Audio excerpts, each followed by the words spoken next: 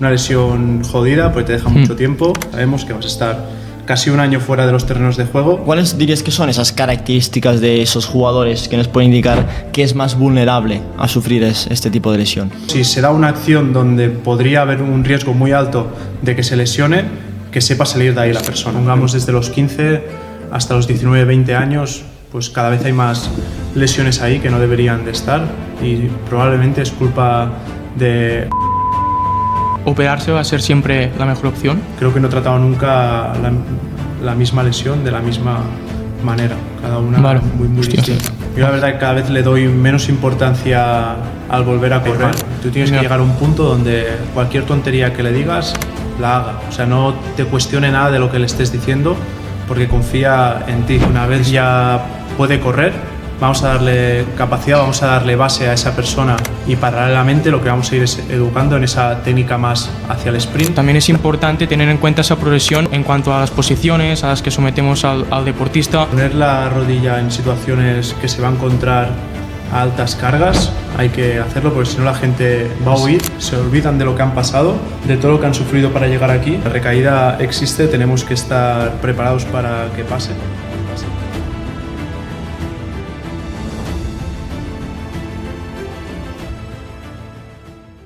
El patrocinador oficial de este episodio es Couber, el software de análisis de datos más avanzado del mercado. Y sí, ya llevamos meses anunciando Couber Data Studio, pero es que ahora ha salido una nueva versión de Couber, Couber Performance. Y es que Couber Performance está diseñada para optimizar el flujo de trabajo de todos aquellos equipos profesionales de cualquier deporte que obviamente utilicen tecnología en su día a día. Y es que desde que obtenemos los datos del deportista hasta que tomamos una decisión, pasan un montón de cosas. Hay que analizar las métricas, hay que correlacionarlas con otras variables, hay que detectar tendencias y después está toda esa parte de comunicarse con todo el cuerpo técnico para tomar una decisión que beneficie al deportista. Pues la verdad es que Couber Performance ofrece todo esto haciendo fácil lo complejo, automatizando procesos y reduciendo el caos para tomar mejores decisiones. Y eso al final es lo que permite aprovechar toda esa inversión realizada en las herramientas tecnológicas que utilizamos en nuestro día a día y además influir realmente en el rendimiento de los deportistas. Así que nada, accede al QR que ves en pantalla o haciendo clic al enlace de la descripción y no te pierdas ni un detalle de lo que ofrece Couber. Y ahora sí, vamos a empezar con este episodio con Rubén Cabanillas, que lo vais a disfrutar un montón. Compañeros y compañeras de Bueno Project. Bienvenidos al episodio 33 de nuestro canal. Y hoy es el episodio 33 y el último de esta temporada. Parece poco, 33 episodios, pero ha sido muchísimo tiempo haciendo podcast de manera semanal, sin parar, y han sido 9 meses de mucha inspiración por parte de muchos profesionales y hoy lo cerramos de la mejor manera. Ya te digo bien, hoy tenemos con nosotros a un referente del sector para hablar sobre una de las lesiones más temidas en todos los deportes colectivos, que es el LCA. Es una de las lesiones más temidas porque te deja fuera de los terrenos de juego durante mucho tiempo y es un proceso de recuperación muy complejo. Y además es una lesión que yo no he padecido, pero tú sí, Paul. Yo sí. En tus inicios, ¿a qué edad? Es jodida. Tenía 15 años. 15 años, sí, vale. Sí. Hace ya unos cuantos. Ya. ¿Te recuperaste bien, no, en tu caso? Sí, en mi caso bien y la verdad que muchas veces me lo recuerdan cómo está la rodilla y ya ni me acordaba, imagínate. ¿Cuántos meses estuviste tú en tu caso? En mi caso, para volver a jugar, 7 meses y medio. Vale. Sí. Pues nada, hoy, en el día de hoy tenemos con nosotros a un profesional que ha vivido de primera mano un montón de procesos de reeducación funcional deportiva de esta lesión, la rotura del ligamento cruzado anterior, y vamos a darle y aprender un montón de cosas de Rubén Cabanillas. ¿Cómo estás, Rubén? Muy bien, aquí preparado para intentar resolveros dudas a vosotros y a vuestra comunidad, a ver si puedo ayudar un poco con mi experiencia en este tipo de lesión, que como habéis dicho vosotros, una lesión jodida, porque te deja mucho tiempo, temida por los jugadores, por las jugadoras, por lo que ya sabemos, que vas a estar casi un año fuera de los terrenos de juego, hay contratos en juego, hay opciones de volver a jugar o no, y entonces pues cada vez es una lesión que se está dando más y debería ser al contrario. Cuando yo tenía 15 años, que me rompí los cruzados, en este caso, me pareció tan top el momento en cómo me trataron, en el momento de la readaptación, que yo dije, hostia, yo me quiero dedicar a este mundo. Y en ese momento yo quise hacer la carrera de inerfisio, porque por tal y como me trataron. Y yo te quería preguntar, ¿por qué te has decantado por el estudio del ligamento cruzado anterior, por tratar este tipo de lesiones? Han sido cosas de la vida, una lesión que se me puso muy pronto delante y a partir de ahí vi que era una lesión que te permitía trabajar prácticamente todo lo que se estudia en la fisioterapia, todo lo que se estudia en las ciencias de la actividad física, lo podías trabajar con una sola persona durante mucho tiempo. Empecé así en el 2016-17, si no recuerdo mal, y a partir de ahí, pues como vas cogiendo experiencia, cada vez tienes más, vas haciendo la bola de nieve un poquito más grande y ha sido una lesión que me he encontrado, no es que la haya buscado, y la verdad que estoy contento de ser una de las personas que a lo mejor ha tratado más este tipo de lesión de la zona. Hablamos del ligamento cruzado anterior, pero ¿realmente qué es? ¿El ligamento ese que se encuentra en la rodilla? ¿Qué función ejerce el ligamento cruzado anterior? Tiene una función proprioceptiva que da información de la rodilla hacia arriba y recibe la información de arriba hacia abajo, y fuera de esto poco más va a hacer. Vale, bueno, esto es curioso porque a nosotros nos habían enseñado, o sea, esa parte más propioceptiva no lo sabíamos. Nosotros pensábamos que solamente unía hueso con hueso, ¿no? Y que hacía una función mucho más simple, y al final es mucho más que eso. ¿Cuándo se ve afectado ese ligamento? ¿En qué acciones deportivas? Claro, se puede ver afectado en mucho tipo de acciones. Pueden ser acciones por repetición, que colapse esa rodilla, que se vaya ese valgo dinámico tan conocido, podría ser una de las acciones. Hiperextensiones, rotaciones tibiales, la combinación de ambas, claudicaciones de lo que sería la estructura del miembro inferior, y ahí pueden haber microlesiones que no implica que haya una lesión total, pero con el paso del tiempo, si se van dando este tipo de situaciones de forma constante, puede reventar, o simplemente que reciba una fuerza superior a la que puede tolerar, aunque un ligamento puede tolerar bastante, y rompa en el momento. Podría ser una de las dos opciones. Porque ¿cuáles dirías que son esas características de esos jugadores que nos pueden indicar que es más vulnerable a sufrir este tipo de lesión? Realmente es el jugador o jugadora indiferente, que tiene muy poca experiencia en lo que es el entrenamiento de fuerza, el entrenamiento coordinativo, agilidad, como lo queramos decir. Es alguien que ves que se comporta muy rígido, con pocos grados de libertad, para que nos entendamos, que no sabe mover su cuerpo, que no sabe cómo flexionar la rodilla, cómo moverse tras diferentes acciones. Es ese tipo de persona más blanda, que es como una chuche, un flan, para que nos entendamos también, que suele ser la que acostumbra a sufrir. También puede ser todo lo contrario, alguien muy robusto, alguien muy fuerte que la sufra, pero seguramente tiene menos números que alguien que se comporta de esa manera. Ahora estás hablando del trabajo de fuerza, has mencionado el trabajo de fuerza. ¿Es la base para prevenir la lesión? Es una de las principales propuestas que podemos dar nosotros como profesionales para que esa lesión se dé menos, y sobre todo si se da una acción donde podría haber un riesgo muy alto de que se lesione, que sepa salir de ahí la persona. Porque muchas veces, ¿qué pasa? Que te encuentras por primera vez en esa flexión profunda de rodilla, en esa flexión con un contacto directo de alguna persona, y se te va la estructura y no sabes salir de ahí porque nunca has estado. Y eso os lo vais a encontrar mucho cuando queráis poner a una persona a una sola pierna, a una flexión profunda. Veréis que huye por todas partes y, menos flexionar la rodilla, moviliza todo su cuerpo. Y ahí eso para mí indica que si vamos ahí a esos grados, tenemos bastante riesgo de que pase alguna cosa. Vale, entonces, o sea, esas personas que no tienen una estrategia tan dominante de rodilla, sino que buscan otras estrategias, podemos decir que son más propensas a sufrir esta lesión. Puede ser, no va a ser siempre así, ya sabemos que al final todo esto es multifactorial, multicausal, pero para poner ejemplos, cuando trabajaba en baloncesto, el principal comportamiento del jugador era una dominancia más de cadera, no flexionaban tanto las rodillas por sus estructuras, y no es que hubieran más lesiones de cruzado en el baloncesto que en el fútbol, que a lo mejor tienen más capacidad de flexionar. Al final es con lo que hay, con lo que tienes de esa persona, con sus límites biomecánicos, con sus límites a nivel de fuerza, con sus estructuras, que sepas sacarle el máximo partido y que lo lleves a máximas exigencias, simplemente para crear un atleta robusto en este caso. Vale, has comentado los factores biomecánicos, que es algo que vamos a comentar después, pero una cosa que queríamos comentar antes es la función de los músculos que rodean esa zona, ¿no? Porque, por ejemplo, si no voy mal, una de las cosas que hace el ligamento cruzado anterior es que la tibia no se vaya hacia adelante, ¿no? Y eso es algo que considero que también hace el isquio, sobre todo en la carrera, que hace que cuando el isquio trabaja de manera excéntrica está evitando que la tibia se vaya de su zona habitual, ¿no? ¿qué importancia le das a reforzar o a conocer cómo actúan esas estructuras que rodean el ligamento para realmente pues, prevenir todavía más el riesgo de lesión? Eso, como comentas, es clave. Al final, conocer cómo se comporta cada una de las musculaturas, no solo la función que nos explican en la carrera, en los libros, sino saber cuál es su función específica, sobre todo para colocar en grados donde esa estructura esté o más débil o más potenciada, porque eso luego en temas más de readaptación va a ser importante, donde colocamos los grados de flexión, donde colocamos la indicación de fuerza para un isquio, como estamos hablando ahora. Entonces, conocer cómo se comporta y qué estructuras son las que más van a proteger y cómo va a ser esa protección va a ser importante. Aún así, yo soy partidario de intentar tocar máximo de aspecto a nivel de fuerza, a nivel de grados, a nivel de estímulos, para tener la mayor protección posible, siempre y cuando no sea muy débil en algo, ¿no? En los últimos grados ahí ese isquio no sabe funcionar, y cada vez que lo llevo ahí hay debilidad, pues a lo mejor nos vamos a centrar en esa zona de trabajo.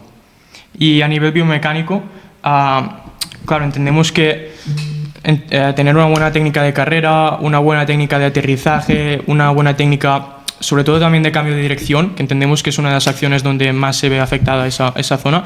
Entiendo que controlar esto a nivel biomecánico y de calidad de movimiento también será importante, ¿no? Otra de las claves de que todo vaya muy bien es no solo ver la cantidad de newtons que puede producir, sino cómo los produce, cómo se mueve, tener el ojo entrenado, grabar mucho al deportista para enseñarle dónde están los puntos débiles, dónde está realmente sufriendo su estructura, ya sea la rodilla, la cadera, el pie, lo que sea, el tronco. Entonces, todo lo que sean estrategias de aterrizaje van a ser clave, estrategias de aceleración con reaceleración, un cambio de dirección va a ser muy clave, y luego todo esto ponerlo en situaciones reales, donde hay caos, donde no hay 100% control de lo que está pasando, también va a ser importante, porque tú lo puedes hacer todo muy bien de forma aislada, pero luego en la realidad no te relacionas bien con el entorno, no te relacionas bien con tu cuerpo, y es cuando empiezan a salir esos detalles que son clave para que luego se produzca una lesión o que realmente no seas igual de eficiente que si lo hicieras bien. Y luego en la realidad entiendo que también afecta el tema de la fatiga, ¿no? No es lo mismo un salto que puedes hacer o un cambio de dirección que puedes hacer analítico en un entrenamiento sin fatiga que lo que puedes realizar en el minuto 75 de partido, donde igual las piernas no te corresponden con tu cabeza como tú quisieras, entiendo, ¿no? Claro, todo eso hay que intentarlo entrenar, esa capacidad de tolerar fatiga, de tolerar el cansancio, tolerar esa falta de quiero ir rápido pero no puedo, quiero moverme así pero las piernas no quieren, la cabeza quiere pero el cuerpo no me acompaña. Entonces todo esto es algo que intentamos hacer más al principio en sala, en gimnasio, más al final en todo lo que sería el campo, la combinación de ambas, meter un buen trabajo estructural, un buen trabajo que te deje congestionado, y luego vamos al campo para que todo esto se vuelva a dar. Y has estado con distintos jugadores masculinos, femeninos. ¿Hay alguna diferencia por lo que hace el sexo a nivel de esta lesión? ¿Has visto si hay más correspondencia de sufrir esta lesión si es un sexo u otro, o no tiene nada que ver? En mi experiencia con los equipos que he estado, te diría que no hay más número en uno que en el otro. Sí que por tradición lo que son las chicas tienden a sufrir más este tipo de lesión. Por el ángulo Q, ¿no? En principio. Esos son factores biomecánicos que tienen, pero yo creo que lo más importante en este caso es la tradición que tienen las chicas en entrenar. Al final, los chicos, quieras o no, llevan mucho tiempo entrenando desde hace muchos años. Vale. En cambio, todos los deportes femeninos, sobre todo estos deportes como puede ser fútbol, baloncesto, realmente la tradición es de hace pocos años, hasta no hará, no sé, voy a poner un número, pero 3, 4, 5, 6 años, realmente no hay chicas en edades benjamines, alevines que estén entrenando fútbol igual que hace unos años los chicos. Yo creo que dentro de unos años veremos si realmente el hecho de que estén expuestas a entrenar, a cargas, va a minimizar ese riesgo que han tenido hasta el momento de lesión. Sí que es verdad que luego sus características, sus tejidos, sus procesos hormonales, claro, todo esto les va a afectar, pero también creo que el tema de no haber tenido un entrenamiento desde edades muy tempranas, no haber estado tan expuestas a lo que podíamos haber hecho nosotros cuando éramos niños, creo que eso también les afecta muy negativamente, pero creo que está cambiando y cada vez vemos muchas más chicas haciendo deporte o haciendo actividad física en edades muy tempranas, igual que lo estamos haciendo nosotros. Vale. Y retomando el tema de a nivel biomecánico, antes has comentado que es fundamental, pues evidentemente, una buena técnica de aterrizaje y de las acciones que, donde seamos más propensos a padecer esa lesión, pero claro, no podemos hacerlos bien solamente de forma analítica, sino que, claro, en un terreno de juego pues tenemos un montón de estímulos más. Y tú mismo has comentado que poco a poco introduciríamos ese trabajo cognitivo. ¿Cómo eres partidario de introducir ese trabajo cognitivo? Porque también vemos a mucha gente que se vuelve loco, ¿no?, con ese trabajo cognitivo, pero está claro que en las primeras fases del proceso seguramente tendremos que controlarnos más en ese aspecto, y si queremos meterle un trabajo cognitivo que sea un trabajo cognitivo más analítico, donde no realice muchas acciones que todavía pues no está acostumbrado a hacer el deportista, y poco a poco ir aumentando ese caos, ¿no? Sería un poco la idea, no pasarnos de la raya con este tema. Sí que es verdad que, como cualquier tendencia, cualquier metodología que entre en auge, aunque haga mucho tiempo que hay profesionales que están trabajando de esta manera, pues tendemos a sobreusarla, a hacer mucho más de lo que tocaría, y a poco pues vamos modulando en la dosis que creemos que es adecuada usar todo este tipo de trabajo. ¿Qué nos pasa? Lo aprendemos, vemos que es chulo, vemos que al deportista le engancha mucho, pues lo uso mucho, lo uso con todos, y normalmente lo que hago es un sobreuso de este tipo de metodologías, igual que podríamos poner cualquier tipo de aparatología que esté de moda ahora mismo. Entonces, lo que intentamos hacer es, desde el principio, ya meter estímulos que impliquen también la parte de arriba, que no solo sea estructural, y a poco lo que vamos haciendo es meterlo más en contexto. Como el contexto real no va a haber nada, como realmente no podemos tener ese contexto muchos meses, pongamos desde los 0 hasta los 7-8 meses no vamos a tener contexto real, tenemos que hacer algo para aproximarnos aquí, primero con situaciones muy aisladas, muy lejos de lo que es la realidad, y luego a poco nos podemos ir metiendo nosotros para generar ese caos, esa incertidumbre. Podemos usar algún tipo de aplicación, algún tipo de restricción. Es una lesión que cuando se produce las personas están muy pendientes de lo que ven. Si anulamos la visión, cambia por completo lo que va a pasar. Puede ser una forma de restringir, pero como la situación real, como tener un compañero, como tener un rival, que podemos ser nosotros, que vamos a ser seguramente un rival de rango inferior a lo que ellos están acostumbrados a hacer, pues ya es una manera de generar ese caos y generar esa confianza a lo que va a pasar después. Pero primero hay que asegurarse que lo haga bien de forma aislada antes de meterlo en una situación un poco más compleja. También, bueno, en mi caso, pues me pasa también que a veces tendemos a generalizar lo que es el trabajo cognitivo, ¿no? Y todo lo que tenga pues un foco externo o algo que me suponga una perturbación, pues ya es trabajo cognitivo, ¿no? Pero supongo que ahí pues se puede clasificar de muchas maneras, ¿no? Como has dicho tú, pues una restricción visual, supongo que también a nivel de oído, a nivel de propiocepción, también no sé si se podría considerar un trabajo cognitivo. Entiendo que ahí habrán muchas piezas que es importante controlarlas, ¿no? Hay muchas formas de organizar este tipo de trabajo.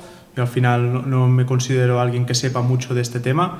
Hay otros profesionales como Nuno, Pablo, Adrián, por ejemplo, que están trabajando mucho más en todo esto, que seguramente lo explicarían de puta madre y lo tienen muy bien organizado, pero sí que simplemente lo que son los tactos al principio, la discriminación táctil, ya puede ser una forma de trabajar, discriminación de temperatura va a ser otra forma de trabajar, que son momentos, sobre todo al inicio, que la rodilla está muy sensible, hay muchas zonas que no tienen aferencia, que no sienten nada, entonces ya son formas de empezar a trabajar con agujas que no tienen pincho, que no se clavarían, sino simplemente que percuten un poco lo que sería la piel, con velocidades, con los ojos cerrados, con anticiparte algunas acciones. Todo esto al final se puede ir haciendo, y a poco yo soy partidario de meterte en contexto lo más real posible y con alguien que no sepa lo que vas a hacer. Pues si tú sabes que yo me voy a mover hacia aquí siempre, tú siempre vas a saber qué acción tienes que hacer. No tienes que saber lo que va a pasar en este caso. Antes de pasar al siguiente bloque, Biel, me gustaría preguntarte sobre si existe un rango de edad donde se suele más padecer esta lesión? Porque más o menos sí que la edad de un futbolista, en el caso de que hablamos del fútbol, suele llegar hasta los 30 y pocos, ¿no? Pero conozco mucha gente que se lesiona más en un rango más intermedio. No sé si esto suele pasar o no tiene nada que ver.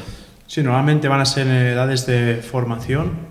Todo ese deportista que se está formando, que aún está muy blando, que aún le quedan muchas cosas por hacer, y como lo estamos tratando muchas veces como un profesional, se está saltando etapas y son edades muy sensibles. Pongamos desde los 15 hasta los 19, 20 años, pues cada vez hay más lesiones ahí que no deberían de estar, y probablemente es culpa de las situaciones que tenemos ahora, que nos saltamos etapas. Tú antes con 16 años estabas jugando con tus compañeros, hay muchos jugadores ahora que con 16 años están jugando con jugadores que han ganado 5 o 6 balones de oro. Claro, hay un salto ahí muy grande y puede ir bien o puede ir mal, pero normalmente si saltamos etapas y quemamos alguna de las etapas, suele haber riesgo a que pasen cosas. Vamos a hablar sobre ese proceso de reeducación funcional deportiva, que podemos hablar de readaptación, para no decir todo el rato sí. El término de reeducación funcional deportiva, pues vamos a hablar de readaptación, porque entrevistamos a Xavier Pairao y nos dijo que no hay que decir readaptación, sí, pero bueno, es como se expresa todo el mundo y es más fácil. Sí, Xavier Pairao, si lo estás viendo, lo sentimos. Sí, lo sentimos mucho, es de los pioneros y cómo lo llamaban. Sí. Al menos somos conscientes de que sí se puede llamar reeducación funcional deportiva. Vale, es un proceso muy largo, el proceso de recuperación, de readaptación, y hemos visto que profesionales como Pablo Vallejo pues son partidarios de dividirlo en 4 fases, seguramente no para seguirlo a pie de la letra, sino para tener una orientación de qué es lo que tengo que hacer en cada momento, ¿no? En su caso, él distingue una fase preoperatoria, es decir, antes de que se produzca esa operación, una fase inicial desde los 0 hasta los 3 meses, de los 3 hasta los 6 y de los 6 hasta los 9. ¿Tú eres partidario de dividir este proceso? Yo al final pongo nombres, pero realmente no lo divido tanto ni en semanas ni en un periodo de tiempo en concreto, sino cuando vea que has superado ciertos criterios, cambiamos, ¿no? Vale. Realmente nunca digo que estamos o aquí o allí, pero sí que para explicarlo es un poco más fácil. Comparto más o menos el proceso como Pablo. Hay una preoperatoria. Cuando se lesiona, si tenemos unas cuantas semanas por delante, vamos a aprovechar para trabajar. Hay veces que no, porque te lesionas y a la semana te operan, entonces no hay tiempo. Pero si tienes entre 3-6 semanas, yo creo que ya es importante trabajar. Es clave. Realmente la gente que trabaja antes suele ir mucho mejor después.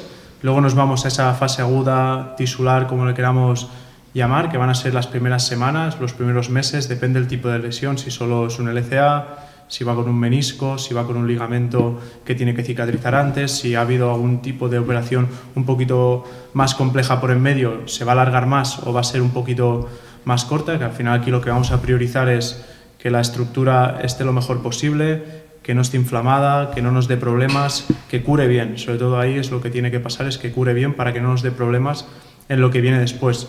Una fase de carga, una fase de gimnasio, que cada uno le llama como quiere, que puede durar menos. Para mí dura hasta que se acaba la vida del deportista, porque es algo que es bastante importante, que siga trabajando el gimnasio, y luego ya nos vamos a esas últimas fases donde vuelves a entrenar con el equipo, vuelves a competir y vuelves a rendir igual o mejor de lo que estabas antes. Sería un poco cómo lo separas. Que una dure 3 meses, la otra 6 y la otra 2, no lo sé. Eso, cada caso es un mundo y al final nos condiciona mucho cómo van. Hay gente que va muy rápida, hay gente que se encalla mucho al principio y luego va volando en lo demás. Para un deportista que quiere volver a competir al 100%, ¿operarse va a ser siempre la mejor opción?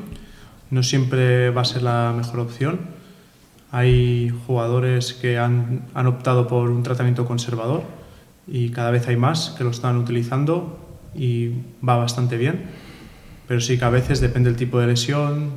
La tradición que hay, al menos en este país, es operar, y hasta que no haya muchos más casos que realmente hagan ese tratamiento conservador, no va a ser una prioridad de tratamiento, sino que la prioridad ahora mismo es me opero. Pero sí que hay un grupo que ya está empezando a hacer ese tratamiento conservador, depende cómo haya sido la rotura. Sí que estás inmovilizado unas semanas pero luego van bien, no te han tocado la estructura, no te han metido palos por la rodilla, no te han cortado tejido, que es bastante importante. Entonces yo priorizo que cuanto menos se toque mejor, pero a veces toca hacerlo y tampoco es una decisión que tenga que tomar yo, sino que siempre es la que toma el cirujano en este caso.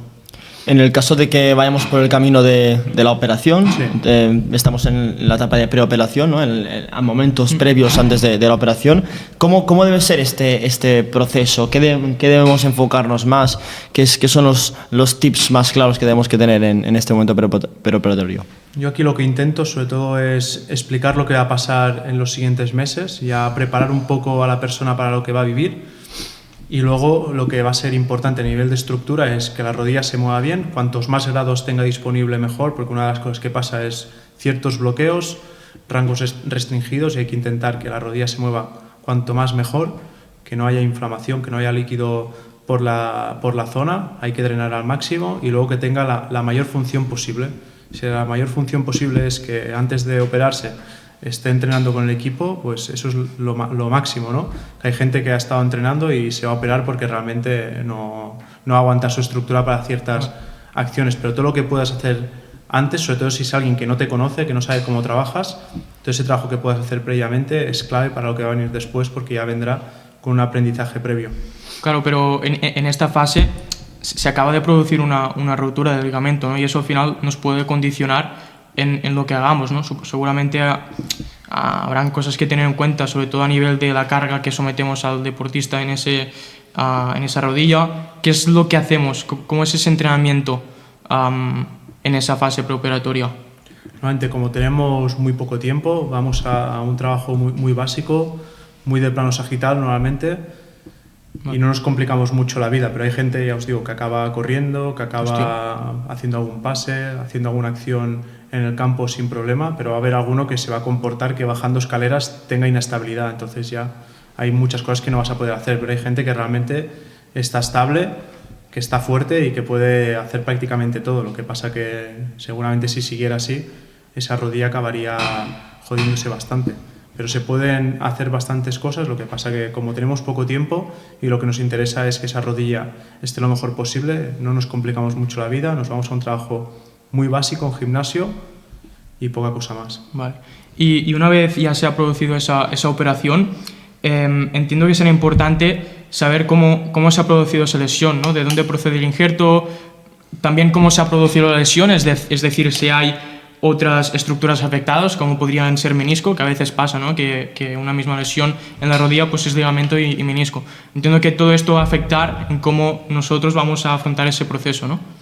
Eso es, va a ser importante saber cómo la han operado. Si alguna vez podéis ir a ver una operación, os lo recomiendo mucho, porque veréis realmente lo que es que te operen el cruzado. A veces no somos conscientes de lo que hacen y hay dolores que se te escapan, hay zonas que dices, ¿cómo puede ser que duela eso? Os recomiendo que vayáis a ver cualquier tipo de operación así más deportiva, más que nada porque descubres cosas que no sabías si nunca lo puedes ver. A partir de ahí hay que tener en cuenta de dónde cogen ese injerto. Puede ser de isquio, puede ser de cuádriceps, puede ser rotuliano, puede ser de tibial también, o si no puede ser un aloinjerto. Seguramente hay más formas de operar, pero al menos aquí en lo que sería España suele ser así. Y luego si hay alguna estructura que esté afectada, si es un menisco que han hecho, si han cosido o simplemente lo han quitado. Si lo han quitado va a ser como un LCA aislado prácticamente, pero si han cosido ya te condiciona mucho las primeras semanas a nivel de flexión, a nivel de carga axial. Hay que ir un poco con cuidado a nivel de si apoyas la pierna o no. Entonces todo eso te condiciona. Si hay un ligamento lateral tocado igual, más que nada un interno, por ejemplo, tarda bastante en cicatrizar y lo que vamos a priorizar primero es que ese ligamento esté en plenas condiciones antes que tratar ese LCA como lo trataríamos de forma aislada. Entonces es bastante importante si hay una cápsula afectada, si está el popliteo afectado, si hay algún músculo que se ha roto. He encontrado un caso que el isquio se desinsertó de la parte de abajo, pues hay que tener en cuenta primero esa lesión porque es un poquito más grave y es básica para que luego todo vaya bien. Entonces cada lesión va a tener un proceso completamente distinto y ya os digo que creo que no he tratado nunca la misma lesión de la misma manera, cada una Vale. muy Hostia. distinta. Fua. Claro, eso requiere de tener conocimiento, no si realmente quieres que ese deportista se recupere al 100%. Nada, serán horas de estudio, ¿no? Entiendo. Horas de vuelo, como dicen, Horas de vuelo, horas de de barro, estudio. equivocarte mucho también, Ya. porque la primera vez que te encuentras un LCA con un menisco operado, pues ya dices, hostia, ¿esto cómo va, no? Que no puedo flexionar, que no puedo cargar, claro, no sabes muy bien qué está pasando, porque lo que te han explicado normalmente es un cruzado aislado y hasta que no te encuentras con la lesión delante es complejo. Ya. Claro, y ahora ya me encuentro uno y más o menos ya sé por dónde puede ir, pero si me viene una lesión que no he tocado nunca, estoy cagado porque digo, es que no tengo experiencia con esta lesión. ¿Qué hago? Empiezo a preguntar a gente que sí que la ha tratado, que me explique qué han hecho, porque quiero tener la misma seguridad que puedo tener con un LCA, la quiero tener con otro tipo de lesión, porque es lo que te suele pasar, ¿no? No lo conoces, es un contexto nuevo, Ya. no sabes cuál es el comportamiento, no sabes qué cargas va a aceptar, entonces ahí es cuando empiezas con el freno de mano, con lo mínimo, y a partir de ahí digo, voy bien, no voy bien, y voy avanzando, ¿no? Pero ya os digo, cada lesión es un mundo, incluso a veces te viene algún LCA que no va bien, por lo que sea, y también te tienes que buscar la vida para solucionar lo que está pasando ahí. Es que, bueno, nosotros estamos estudiando INEF y solo por el hecho de estudiar esta carrera ya me vienen amigos que, yo qué sé, que se han hecho daño en el hombro, que se han operado del hombro o de cualquier otro lado y me dicen, ¿cómo tengo que recuperarme? Y digo, es que no tengo ni idea, es que cada lesión es un mundo. Es un mundo, sí. Y realmente pues son muchas horas de formación y también muchas horas ¿cómo se dice? De practicar y de equivocarte, ¿no? Porque seguramente muchas cosas de las que tú has aprendido han sido por detectarlo cuando estás entrenando con un deportista que te dice, hostia, me duele aquí, y a partir de ahí pues tú investigas por qué le duele ahí, ¿no? O detectar comportamientos y a partir de ahí pues aprender. También es una de las formas que al final no siempre se podrán hacer las cosas perfectamente, y seguro que dentro de 10 años, cuando mires el trabajo que estás haciendo ahora, dirás, hostia, pero ¿en serio hacía esto? O sea, Eso pasa. Miro atrás y digo, sí, ¿no? ¿cómo O sea, hacía esto? Pero iba bien, ¿no? A veces hacemos la crítica con compañeros de nos complicamos mucho la vida y lo que hacías hace 10 años, 10 a lo mejor no, porque no estaba trabajando tanto en estos casos, pero ahora 8 o 9 años, dices, la gente se recuperaba bien, no recaían, y ahora algunas veces dices, guau, he hecho un trabajazo con este y tienes problemas o piensas que lo estás haciendo bien y de aquí a unos años diré, hostia, eso que hacía creo que no era tan fundamental, o había cosas que ahora digo, es que si no hago esto no estoy tranquilo, que no lo había hecho antes. O sea, eso va cambiando según el tiempo, la experiencia, lo que te vas encontrando, lo que hay otra gente que sabe mucho más que nosotros hace, pues copiarles, ¿no? Directamente, a ver por qué hacéis eso, preguntar y ya está. Bueno, Rubén, nos has comentado que en esas primeras fases, obviamente, pues tenemos que vigilar. Has comentado, creo, el tema de la carga axial, la presión la carga que recibe esa rodilla. Tenemos que vigilar con todo eso, ¿no? O sea, ¿cuáles son esas prioridades o esos estímulos que nosotros vamos a priorizar en las primeras fases después de la operación para entrenar con el deportista? Algo que pienso que es importante es que el deportista reconozca esa pierna otra vez como antes. Entonces, intentar cuanto antes meterlo en una situación donde él vea que pueda estar caminando, pueda estar corriendo, pueda estar frenando, aunque sean fases muy agudas. Y buscamos estrategias como quitar carga del cuerpo con elásticos, con poleas, con lo que sea. Quitamos un 80 o un 70% de la carga y ahí pues ya involucramos muchas estructuras, el pie, rodilla, cadera, el tronco. Yo creo que eso es bastante importante, no solo el hecho de meter situaciones aisladas como una extensión de cuádriceps, una prensa, un curl de isquio o lo que sea, que a lo mejor es lo más común.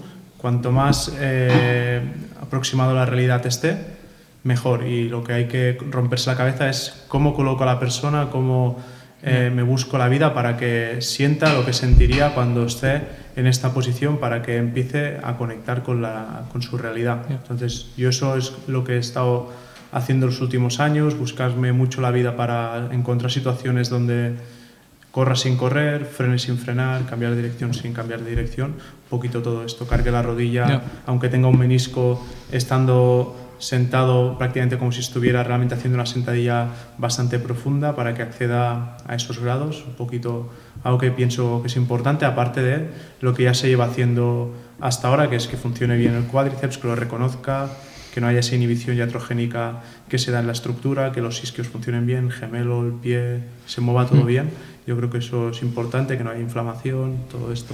Las cicatrices también son bastante clave ahí. Me parece un arte cuando ves como en un ejercicio pues hay un montón de detalles, ¿no? Y una de las cosas que me fijo en las primeras, bueno, supongo que serán las primeras etapas porque pues se reduce muchísimo la carga, es cuando hay ese trabajo sentado o ese trabajo incluso con los pies apoyados en la pared, que también lo veo bastante.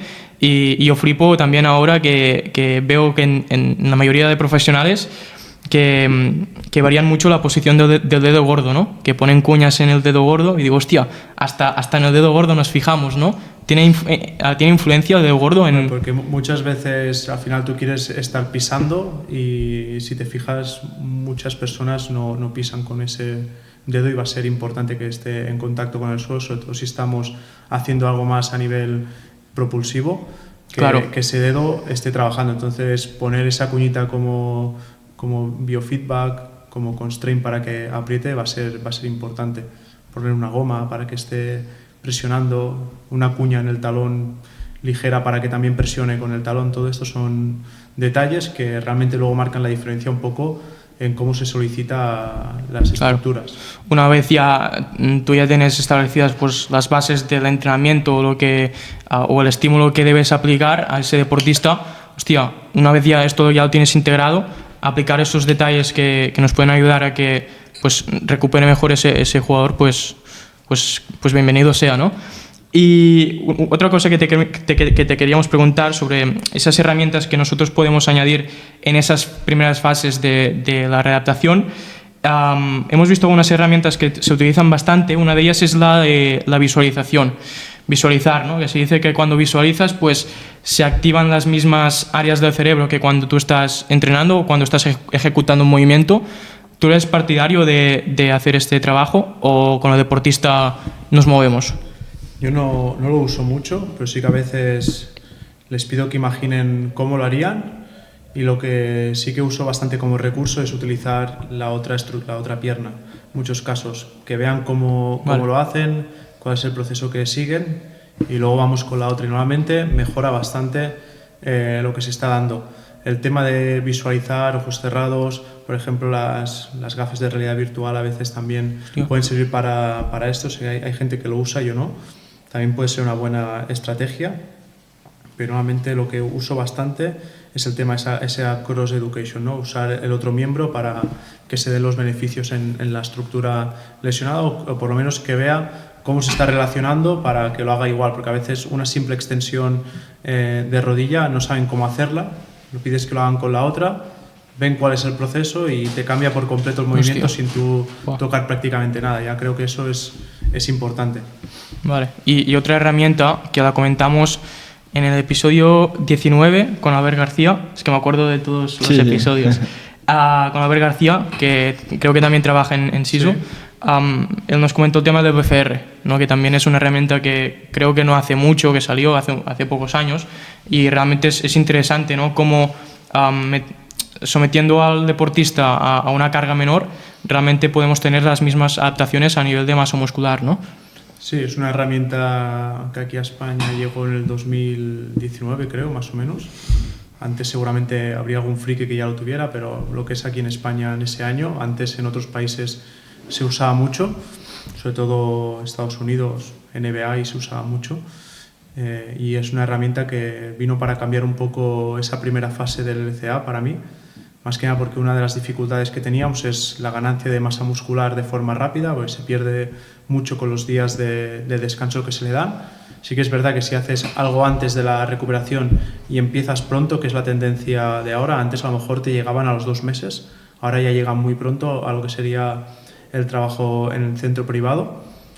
Cambia bastante. Encima, si añades lo que sería el BCR, la única consideración es que depende de la dosis. Si lo haces una vez 2 a la semana no te va a servir para nada, hay que hacerlo mucho para que realmente tengas efectos significativos en muy poco tiempo. Entonces, normalmente lo que hacemos es dejar o alquilar un aparato de estos más manuales y a partir de ahí que se haga prácticamente a diario, 1 o 2 veces, protocolos que te lleguen a fatiga alta a nivel muscular, no se genera daño muscular con este tipo de trabajo y lo que vamos a hacer es ganar masa muscular de forma muy rápida. Vale, y bueno, nosotros con los conocimientos que tenemos, nosotros en el entrenamiento dividimos lo que es ese entrenamiento o ese estímulo que nos va a dar adaptaciones estructurales, que es lo que nos permitiría pues ganar más masa muscular, y es ese estímulo que nos va a dar una adaptación más neural, ¿no? Donde el foco está en producir la máxima fuerza posible y no tanto en ganar masa muscular. Claro, estos dos aspectos son importantes en una readaptación, ¿no? Tener un buen índice de masa muscular y además ganar esa capacidad de producir fuerza a gran velocidad. ¿Cómo es ese proceso? Primero nos enfocamos en tener unos buenos niveles de masa muscular y a partir de ahí ya empezamos a generar adaptaciones más neurales con movimientos más dinámicos, o son dos procesos que van de la mano, de forma paralela. Yo soy partidario de hacer ambas a la vez, si se puede. Con lo que tengas, muévete rápido, muévete a grandes velocidades, muévete a grandes tasas de producción de fuerza y luego pues gana masa muscular para poderlo hacer en rangos más profundos, velocidades más altas, fuerzas mucho más altas. A lo mejor solo tienes solo este rango, pues este rango vamos a moverlo lo más rápido posible. Puedo hacer una isometría en un rango seguro máxima.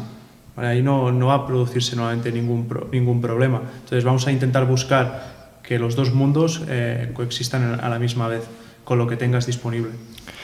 ¿Cómo nos podemos asegurar de que un jugador está preparado para volver a empezar a trotar un poquillo?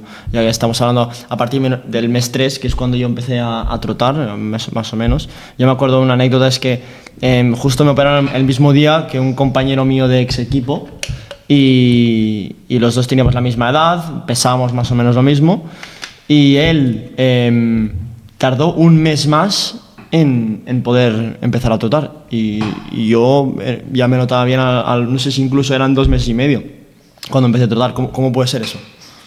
Bueno, ya os digo, cada lesión es un mundo, ¿no? Va diferente. Sí. Lo peor que puedes tener es alguien a tu lado que vaya mucho mejor que tú, que está haciendo cosas que consideres que están por delante de lo que estás haciendo, más que nada porque tú que lo has sufrido, si fuera al revés seguramente hubieras tenido desilusión, baja motivación, preocupación porque tú sí, yo no, si llevamos el mismo tiempo, tenemos la misma lesión, tenemos la misma edad, la misma fisionomía prácticamente. Entonces eso es complicado. Sé que es un muro mental para la persona que está lesionada el volver a correr, es la pregunta típica que hacen. Sí.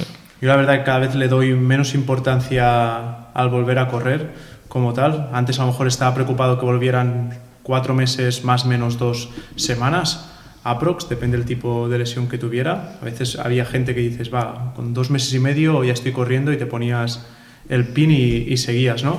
Que es un poco cosas que hacíamos cuando éramos un poquito más jóvenes o cuando pensamos menos en el deportista y pensamos mucho más en nuestro ego a lo mejor. Entonces yo cada vez alargo un poco más ese momento, le doy mucha importancia a que hagan tareas que se asemejen a lo que implica correr en la sala. Tenemos muchas herramientas para medir lo que está pasando en el suelo con las plataformas de fuerza y tenemos muchas metodologías que nos llevan a saber si realmente estamos atacando bien el suelo, estamos soportando bien la carga del suelo para luego meterte a correr, porque al final correr no dejan de ser muchos impactos, muchos saltos de forma consecutiva. Aunque hagas 1 minuto, si los cuentas vas a ver que son muchos saltitos, muchos pasos, y si no estás preparado vas a tener problemas probablemente. Entonces yo soy partidario de reeducar mucho lo que es la marcha, la carrera y hacer ejercicios que se asemejen. Tuve mi época friki donde ponía la plataforma de fuerzas en el suelo, iba probando ejercicios, iba viendo qué ejercicio o qué ejercicios producían más fuerzas de reacción contra el suelo que se asemejaran a ese 1,5, 2,5 el peso corporal que puede producir una persona normal corriendo a una velocidad media. Si va mucho más alto, ya todo esto sube exponencialmente. Entonces, con trabajos isométricos a una sola pierna, si tú eres capaz de soportar 2,5 tu propio peso, ya tienes un indicador de que puede ser que al menos una vez lo sepa hacer. Y luego ya con este trabajo un poco más coordinativo, de ir a atacar al suelo, por eso muchas veces veis que insisto en pegarle fuerte a lo que está debajo, normalmente es el suelo, un cajón, lo que sea, más que nada porque esto es lo que te va a dar después la carrera. Y todo eso progresarlo de lo menos exigente pero que se dé. Imaginaros estar colgado en una barra donde no hay prácticamente peso en tus pies y tú desde ahí estés haciendo cambios con la fuerza que tú quieras, pero ya estás haciendo esos cambios. A lo mejor estás haciendo 10 kilos, 15 kilos, 20, puedes poner unas básculas, puedes poner unas plataformas. A partir de ahí voy metiendo un poquito más de peso, un 20%, un 30, un 40, un 50 del peso corporal, y tipos de ejercicio de estos que impliquen a una pierna impactar contra el suelo. Y cuando ves que todo esto lo tolera, no te da ninguna reacción adversa a esa rodilla, se inflama, se calienta, duele al día siguiente o incluso el mismo día, es que vamos bien, está tolerando bien sus estructuras. Y luego ver cuánto tiempo lleva. Si eso pasa con 2 meses, pues yo lo que voy a hacer ahora es vamos a alargar mucho más esta fase, vamos a ir a los 3-4 meses tranquilamente. Si pasa a los 4 o 5 meses, pero a lo mejor digo, empezamos a correr, pero yo ya no tengo prisa en correr, sino en que tolere muy bien con sus tejidos y sus estructuras. Claro, y yo creo que también es importante, o sea, proponer todas esas tareas que permitan que ese deportista pues vaya ganando tolerancia, pero también que vaya ganando confianza, ¿no? Porque al final solamente el trote es una acción que hace mucho que no hace, y también es importante ese aspecto, ¿no? La confianza al final es una de las claves para mí en estos procesos, en readaptación y en rendimiento. Si quieres que alguien mejore, primero tiene que confiar en ti, porque muchas de las cosas que les vas a pedir, si las hace dudando, si tú dudas, si él duda, normalmente va a ir mal. Tú tienes que llegar a un punto donde cualquier tontería que le digas, la haga. O sea, no te cuestione nada de lo que le estés diciendo, porque confía en ti. Y si tú eres capaz de desordenar al máximo un movimiento, poniéndole ejercicios que los vayas superando a poco hasta llegar al punto final, que por ejemplo puede ser la carrera, puede ser un salto, puede ser una frenada, lo que sea. Si tú eres capaz de desgranar eso al máximo y darle lo que necesita a esa persona, veréis que le cambia la cara, le cambia la confianza que tiene, y cuando le digas ahora vamos a correr, dirá vale, estoy preparado para correr, lo voy a hacer. Y eso puede pasar un mismo día, no hace falta que pase mucho tiempo. Con ejercicios que se vayan asemejando a lo que va a pasar, yo creo que eso es clave, y si generáis confianza lo tenéis bastante hecho. Vale. Y bueno, una cosa que para mí también es un melón es, vale, ya estamos trotando, tenemos que pasar de trotar a sprintar, ¿no? Ante esa progresión, ¿qué es lo que buscamos? Primero, capacidad en ese trote, es decir, acumular kilómetros, y después poco a poco ya ir aumentando intensidad. Es, como hemos dicho antes, pues un proceso que va de la mano. A la vez que vamos sumando kilómetros, pues también vamos sumando intensidad. ¿Cómo es ese proceso para acercarnos al sprint? Todo va a depender también del tipo de deporte que haga la persona que tienes delante. A lo mejor no le hace falta sprintar como tal, porque su deporte no lo requiere, o simplemente es público general que se va a dar un sprint en su vida, a lo mejor algún día que le persigan por la calle o pierda el autobús. Entonces, en estos casos, pues vamos a lo otro. En el caso que sea importante sprintar, o que sea básico sprintar, una vez ya puede correr, vamos a darle capacidad, vamos a darle base a esa persona a nivel de carrera, y paralelamente lo que vamos a ir es educando en esa técnica más hacia el sprint, las demandas del sprint, porque al final pasamos de 1,5, 2 el peso corporal por pierna a 4, 5, 6, 7, incluso 8, depende las velocidades y el tipo de ataque que hagas contra el suelo, a una pierna. Entonces hay muchos newtons por en medio. Lo que tenemos que hacer es un proceso de reeducación a lo que va a pasar en un sprint dentro de la sala, mientras vamos dando capacidad a lo que sería la base, ¿no? Que sería esa carrera continua a una velocidad un poquito más alta, trabajar en varias zonas. Pero a lo mejor tardamos, imaginaros, 4 meses se pone a correr, pero a lo mejor no se sprinta hasta los 6, 6,5 aprox sprint de verdad. Tenemos tiempo, no hay prisa por hacer las cosas bien, hay que hacerlo al máximo posible y sería un poquito la forma de hacerlo. Una de las cosas que me acuerdo de cuando sufrí la lesión es que tenía mucho en mente el tema del correr y el tema de tocar el balón, ¿no?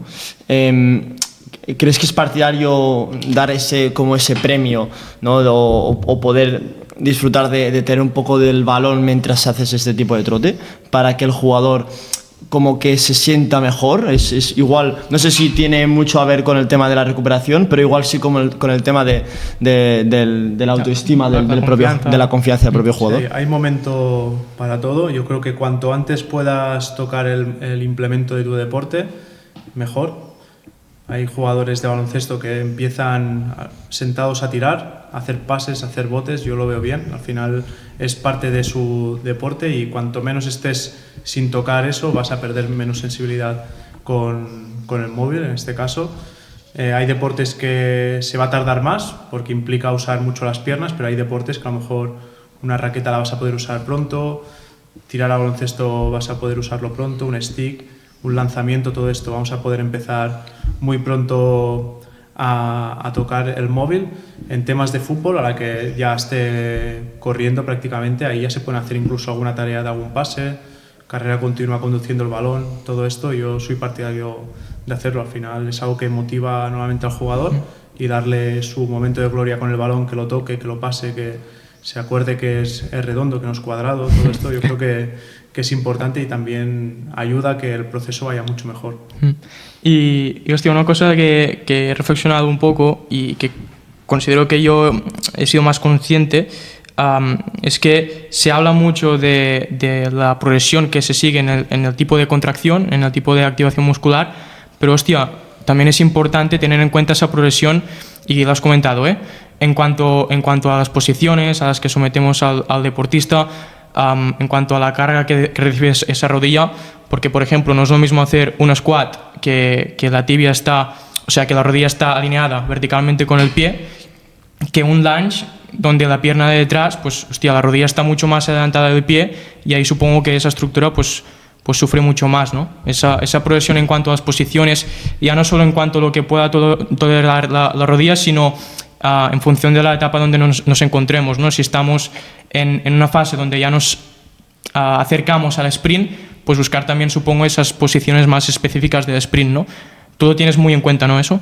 Yo creo que es clave también todo esto que comentas.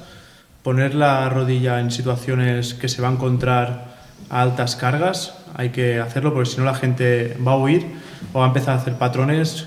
Por ejemplo, un sprint, si tú no eres capaz de aguantar carga con una semiflexión de rodilla a alta velocidad, pues probablemente coges de esa pierna, es una pierna que no va a empujar y a poco vas a tener compensaciones importantes. En una frenada agresiva, tú no eres capaz de la pierna trasera que esté estable o incluso la pierna delantera que tenga capacidad de frenar bien, de bajar bien la masa, va a huir por otros lados y seguramente en algún momento vamos a tener problemas. Entonces todo esto, tenemos la suerte que tenemos un gimnasio donde el ambiente es prácticamente controlado y que podemos exponer todas estas estructuras de forma mucho más agresiva, de forma mucho más progresiva y que la persona coja confianza en ello. Ahí donde tenemos un trabajo muy importante es con el tema de las isometrías. A veces las isometrías se ven más en trabajos de fases iniciales, pero por suerte en los últimos años ya se ven como trabajos de rendimiento, ¿no? de alta capacidad,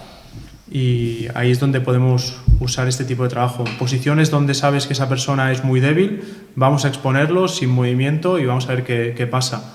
En característica más de sostener o de empujar, normalmente la que cuesta más es la de sostengo carga externa, y cuanto más carga externa sostenga, ahí es donde tengo problemas y donde canta la gallina. Bueno, Rubén, y en los últimos, cuando ya llevamos unos cuantos meses que el jugador ya empieza a moverse más rápido y ya empieza a estar más lúcido, con más confianza, ¿cómo es esa progresión del gimnasio hacia el campo? Aquí lo que hay que resaltar es no dejar nunca el gimnasio, porque a veces el error que se comete es, como ya estoy en el campo, ya el gimnasio es menos importante. es fundamental para mí, tiene que seguir estando, incluso tiene que haber días de mucha exigencia. Como ya estamos combinando con trabajo de campo, habrá días que a lo mejor el campo tiene más importancia y el gimnasio va a ser una simple activación, pero tienen que seguir habiendo al menos 3-4 estímulos de alta exigencia dentro de sala de gimnasio, y a partir de ahí yo soy partidario de, siempre que pueda, que el jugador, sea el deporte que sea, esté relacionándose con sus compañeros. A lo mejor en el mes 4 en baloncesto puede estar dando el primer balón de la jugada, puede estar haciendo el saque de fondo. En fútbol igual, puede estar dando el primer pase, puede estar haciendo algún tipo de juego de posesión por fuera, una rueda de pases que simplemente la pase, conduzca o que dé el primer pase. Yo creo que eso es clave más que nada porque es una etapa que te sientes aislado del equipo, y hay jugadores que lo llevan muy bien y hay otros que estar fuera lo llevan fatal y se deprimen, ¿no? Entonces, cuanto antes que se relacionen con los compañeros y siempre quitando el riesgo que pueda haber estar con gente por ahí dando por saco. Entonces, ¿cómo empezamos? Situaciones sin oposición, siempre, donde el jugador sabe lo que va a pasar, decide lo que va a pasar. Nunca nada extraño que no le perturbe, sino simplemente todo controlado, que es lo que os digo, dar el primer pase, que siempre va a ser así, dar un pase y hacer una carrera continua, muy, muy sencillo. A partir de ahí empezamos con una pequeña oposición, que normalmente yo recomiendo que sea de la persona que esté trabajando con él, que le va a decir, te voy a hacer esto o te voy a hacer esto, hay estas dos opciones, o voy a hacer esto siempre, para que la persona sepa lo que esté pasando y no tenga que reaccionar a nada, que va a ser algo que también exponga un poco a esa persona. A partir de ahí, siempre estamos atacando, el jugador siempre está atacando, no está defendiendo, porque la defensa es algo que es complejo. Lo vamos a meter en ataque, con compañeros, con una posición baja también, y que ese jugador se sienta comodín, protegido, azúcar, como lo queramos decir, que no pueda recibir ni una entrada dura ni algo inesperado, sino él sabe lo que pasa, puede estar por dentro sin recibir ataque de nadie. Ya lo podemos exponer a defensa. Normalmente os recomiendo que empecéis vosotros atacando y que los defienda, más que nada porque él va a tener máxima confianza en que contra vosotros va a poder, normalmente, a no ser que seáis unos animales. Y luego a poco lo vamos a ir a introducir en tareas con el grupo donde ya tenga que defender un poco. Al final la defensa no sabes lo que está pasando en el ataque, es lo más reactivo, lo que tienes que reaccionar un poquito más, lo que es un poquito más complejo. Y si tenéis la oportunidad, por ejemplo, estáis en un equipo A y tenéis un equipo B, o tenéis un cadete por debajo o un infantil, un equipo inferior por debajo a nivel de edad, me gusta meterlo unas semanas con esa gente. No siempre os van a dejar dentro de los clubs, pero hay algunos contextos que os dejan, pues mira, es del femenino A, vamos con el femenino B a entrenar 2-3 días para empezar a hacer todo el tema de oposición, porque físicamente soy superior, técnicamente soy superior, me voy a sentir algo mejor que con mis compañeras que son más buenas en principio. Es algo que aconsejo bastante. No siempre se deja, pero a veces sí que se puede hacer, y es un poco la progresión que sigo. Una vez haya completado 2-3 semanas, si se da con ese equipo inferior, lo subimos con su equipo y empezamos a progresar. Y yo, hasta que no complete unas 4 o 5 semanas completas prácticamente de los entrenamientos que son exigentes, si hablamos en fútbol es a -4, -3, -1, si estos los completa bien, sin problemas, durante 4 o 5 semanas es cuando realmente vemos si va a estar preparado para jugar o no, que son los entrenamientos que realmente te exponen. Claro, no es... Muy bien, ha hecho al 100% un entreno, ya lo metemos a competir. Yo creo que esto es importante, que pase un periodo de un mes aproximadamente en el que él pues entrene a gran intensidad, que ves que puede tolerarlo y que realmente pues coja esa confianza para después empezar a competir con el menor riesgo de lesión posible. Eso lo veo muy importante. Y antes de terminar este largo camino, hemos estado analizando un poco todas las fases que buscamos, en que nos centramos en cada uno. En esta última fase, que igual es la más importante porque es la fase donde vas a competir, estás a punto de competir, ¿qué tips, qué prioridades tenemos de tener en cuenta y cuáles son los errores más comunes que encontramos en un jugador que viene de lesión de LCA?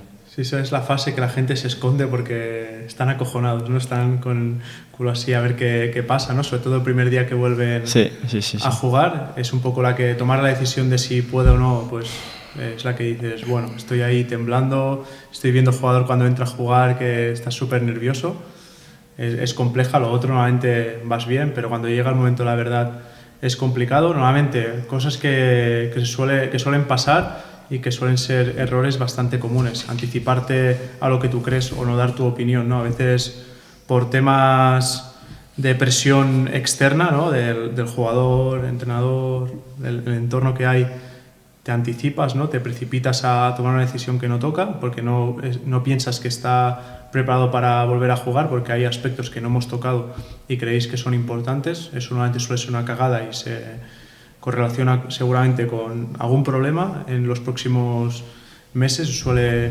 pasar bastante.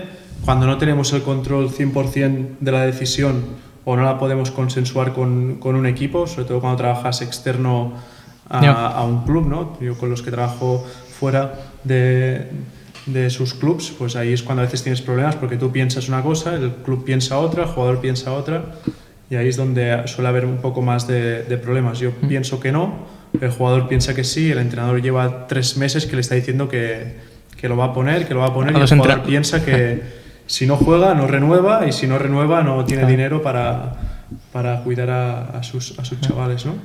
Los entrenadores siempre, seguro que al mes 6 ya están pidiendo que venga el deportista. Cada vez menos y realmente en entornos profesionales ya tienen claro que la lesión dura 1 año prácticamente, ya no es como antes 4 meses, 5 meses, sino ya nos vamos en etapas de formación 11, 12, 13 meses, etapas un poco más profesionales, a lo mejor 8, 9, 10. Vamos a ver un poco también los recursos que tengamos y cómo va el proceso, pero sí que es verdad que cada vez hay más educación a nivel del Return to Play y cada vez son más conscientes de que este jugador va a estar 1 año fuera, digas lo que digas. O sea, ya no tienes ni opción de opinar, ¿no? Como entrenador o como agente externo, es el tiempo y sobre todo si eres joven, yo creo que hay que respetar al máximo. Cuanto más tiempo y bien trabajado, normalmente la tasa de recidiva o de que hayan problemas se disminuye. Bueno, tener prisa no suele ser bueno. Incluso leí, no sé dónde lo leí, pero se ve que en el segundo año después de la lesión es cuando hay todavía un pequeño porcentaje del tejido que todavía se está cicatrizando, ¿no? Sí, al menos 1 año y medio, 2 años, estás ahí aún recuperándote al 100%. Entonces es muy importante lo que pasa una vez que empiezan a jugar. Muchas veces se olvidan de lo que han pasado, de todo lo que han sufrido para llegar aquí, dejan de hacer lo que le iban bien y normalmente también suele haber bastantes problemas en eso. Entonces tenemos que ser muy pesados en todo esto que te ha ido bien. A lo mejor no lo vamos a poder hacer igual que lo hemos hecho durante toda la lesión, pero sí que hay que seguir teniendo al menos unas microdosis de trabajo porque seguramente esto te está protegiendo de lo que pueda pasar, que puede pasar igual, pero por lo menos no te queda la duda de ¿y si lo hubiera hecho? ¿Y si? Claro. Todos estos ISIs que se suelen dar, cuantos menos tengas, mejor, ¿no? Que no sea culpa de no haber hecho algo, sino es, bueno, ha pasado, pero he hecho esto, que es lo que me dijeron y encima he hecho esto de más. Bueno, puede pasar, al final hay jugadores que están señalados a sufrir y es lo que hay, ¿no? A veces cuesta un poco de solucionar este tipo de casuísticas. Que después hay... que también es esa parte que te dice, no, es que también hay que disfrutar de la vida, ¿no? No, está claro, hay tiempo para todo, en muchas horas, sobre todo si estás en el mundo profesional, aún tienes más tiempo, más recursos para hacer lo que quieras, pero yo siempre les digo, es tu rodilla, no es la mía, tú crees que esto está bien, esto tiene unas consecuencias y yo creo que la educación que demos nosotros también es importante. Yo al final tengo contextos muy diferentes, desde el jugador más profesional que si le dices que venga 10 veces a trabajar contigo va a venir 10 veces en una semana y luego hay el que te viene una cada 2 semanas. Claro, son 2 situaciones muy diferentes, a los 2 les tienes que intentar ayudar de la mejor manera. Está claro que al que ves más, nuevamente tienes más facilidad, al que ves menos tienes que darle las herramientas máximas y sobre todo que sean constantes. Algo que es clave es la constancia en el trabajo, que no lo dejen, que se exijan, que se estimulen, porque si no, normalmente estamos perdidos. Ya, que hay los que te dicen, no, yo voy a venir 2 días a la semana. Bueno, vale, pues yo voy a hacer lo que puedo en 2 días, pero Sí, sí. No, joder, está claro en una que- situación ideal pues serían más, ¿no? Está claro. Sí, sí. Nada, Rubén, antes de pasar a Why Not Test, yo te quería hacer una última pregunta así rápida, y es el tema de las recaídas, ¿no? Tú has pasado por muchos procesos de este tipo y seguro que habrás coincidido con alguna recaída, ya no solo para el deportista, que seguro que será como algo bastante evidente, ¿no? Que es un choque bastante grande a nivel mental, pero yo lo quiero enfocar más en el caso de profesional, que has estado ahí, que has reducido al máximo los ISIS y que según tu conocimiento, has sido lo más perfeccionista posible, y aún así se produce la lesión, se produce la recaída. Y hostia, y no sabes por qué ha sucedido. Sí, hostia, si habías reducido todas las posibilidades de que se produciera la lesión, ¿no? ¿Cómo se siente eso? Está claro que siempre nos dejamos algunos aspectos a trabajar, más que nada porque no conocemos todos. Cada profesional tiene su caja, y en esa caja siempre hay algún déficit, y tenemos que ser conscientes que hay algo que seguramente no lo habremos hecho al 100% o como nos gustaría, o aún no lo hemos aprendido y estamos en el proceso, ¿no? Estamos en el camino. A partir de aquí la recaída existe, tenemos que estar preparados para que pase, porque pasa. No hay nadie que esté exento a que un deportista suyo le recaiga, y realmente es una putada, ¿no? Y dentro de estas putadas hay algunas que te afectan más porque ves personas que se lo han currado mucho, claro, que han trabajado como la que más, y recaen, y luego hay la otra parte, ¿no? El que no te ha hecho caso, el que de esto y recae, pues bueno, este te importa también porque al final es una persona y sabes que es una putada, pero no te afecta igual. Yeah. Por suerte no me he tenido que encontrar con muchas, pero me he encontrado con algunas y realmente te afectan, ¿no? Porque han sido personas que se lo han currado. En mi caso han sido, sobre todo, recuerdo 2 que me han afectado un poco más, que fue a lo mejor una de las primeras personas que me recayó, una chica joven encima de mi pueblo, que digo, hostia, hemos hecho de todo, se lo ha currado, porque realmente se lo curró, y a los 2-3 meses recayó. Y luego mi primera experiencia ahí en el Español, con una chica que también estuve mucho tiempo, también se lo curró mucho. Sí que es verdad que hubieron aspectos que no pudimos controlar al 100%, y tuvo una lesión muy grave, no fue una lesión de cruzado, pero tuvo una lesión en su rodilla bastante grave, que la apartó de los terrenos de juego, y eso pues aún te afecta un poquito más. Y son cosas con las que tenemos que convivir, porque por suerte o por desgracia pues el deporte te lleva al límite, ¿no? Y cada vez el nivel está mucho más alto, y hay que estar muy bien preparado, y a veces no estamos lo suficientemente preparados, y tenemos que estar preparados para que nuestros jugadores, nuestros atletas sufran lesiones. No hay nadie que haya tocado aún la fórmula mágica de no se me lesiona ninguno, siempre va a haber alguna, pero sí que es verdad que lo que son recaídas, sobre todo en estas lesiones más largas, es una putada, pero bueno, hay que convivir con ellas, que te afecte lo mínimo posible, pensar que el que más jodido está es el deportista, después a lo mejor tú, pero primero el deportista, y luego ya pues lidiar con ello. Normalmente no he tenido ningún problema con nadie de los que han recaído, todo lo contrario, han querido volver a trabajar, a salir de la situación, y lo hemos intentado siempre. Muy bien. Ya ves, pues vamos a pasar ya Ah, bueno, test. al Why Not Test, que no sé si lo has visto. No lo he visto, intenta no verlo para no venir preparado. Es un test de 10 preguntas que te haremos, y tú tienes que responder lo más rápido posible, pero también con la mejor calidad posible, ¿vale? Así que si estás preparado... ¿Cómo hacemos? A ver. Vale, sí, yo tengo cronómetro. Vale. Dices tú, digo yo. Venga, ¿le das tú? Esto Digo es yo, mucha, sí. mucha Venga, presión, Como ¿eh? quieras, ¿eh? Bueno, test es el test por excelencia de Why Sí. Not. Así Sí, que sí. vamos a De darle. hecho, el otro día estaba hablando con unos estudiantes de INEF, y muchas veces, pues depende del título y tal, pues no les interesa tanto, ¿no? Se entran al vídeo y van al Y van final. al Why Not Test, sí, sí. Así que seguramente si estés viendo eso, pues nada, un saludo. Perfecto, pues vamos ahí. Cuando te diga ya... Cuando ¿sí? me digas ya, ¿vale? Sí. Haces 3, 2, 1 ya. Hago 3, 2, 1 ya, sí, Venga. sí. ¿Estás preparado, Rubén? Vamos a ver. Vamos, 3, 2, 1, arranca. Comida favorita. Tortilla de patatas. Entreno individual o grupal. Individual. Trabajar por la mañana o por la tarde. Por la mañana. El error más común de la preparación física es La falta de intensidad. un recovery infravalorado. La sauna. Deportista que más te ha sorprendido físicamente. Marpubi. Canción favorita. Fuf. Cualquier destopa. Nunca más pizza o nunca más café. Pizza. Un referente. Albert Tourné. ¿Qué harías con todo el dinero del mundo? Esta pregunta es muy jodida, ¿eh? Con todo el dinero del mundo. No sé, seguiría disfrutando de la vida, probablemente. Vale, Vale. 39 segundos, ¿eh? Está bien. Está de bien. locos, estás en Bueno, la media. esta última pregunta... Iba muy Es jodida. bien, ¿eh? Y las respuestas me ha gustado mucho la tortilla de patatas. Sí, que nadie lo había dicho. No, está bien, ¿no? Hemos traído Producto- el producto de la 33. tierra. Sí, sí. Está de locos, me parece bien. Joder, sí, sí. Y nada, pues vamos a ir a por la reflexión final, que nosotros cuando empezamos pues no sabíamos cómo terminar los episodios y dijimos, va, pues los van a terminar los invitados, con una reflexión final mirando a cámara y a esa cámara, ese de ahí. Y nada, nos gustaría... pasáis la pelota, ¿eh? Sí.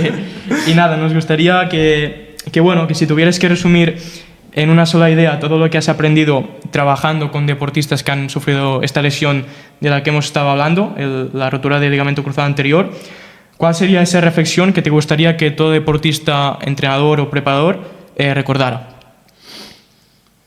Esta también es jodida, ¿eh? Estas preguntas... Sí, es profunda, Yo en esto no soy bueno, ¿eh? Vamos a intentarlo. lo que te venga. Hombre, ¿alguna reflexión profunda para este tipo de deportistas? Bueno, al final un poco lo que comento siempre con los pacientes que tengo, la gente que confía en mí en este proceso. Sabemos que es una lesión muy larga, es una lesión con muchos baches, con altos y bajos, que nunca va tan bien como uno pensaría. Hay que estar preparado para que en algún momento nos caiga el deportista, para que el deportista caiga, tanto uno como el otro tiene que estar bien preparado. Más que nada porque no sigue un proceso lineal, siempre son curvas. Cuando mejor estamos, normalmente caemos, por eso intento evitar decir estamos mejor que nunca, porque normalmente después de esto viene alguien por ahí y te mete un buen palo. A partir de ahí la confianza va a ser clave con la persona que estés trabajando, intentar conectar cuanto antes, intentar que se lo pase bien, sobre todo porque es un proceso muy largo, normalmente se sienten muy solas estas personas, no están muy acompañadas y normalmente el fisio, el readaptador, el entrenador, el que esté con ellas va a ser la persona de confianza, la persona que esté más cerca. Tenéis que escuchar, tenéis que dejaros escuchar y seguramente todo esto os va a llevar a tener cierto éxito con este tipo de patología y poco más.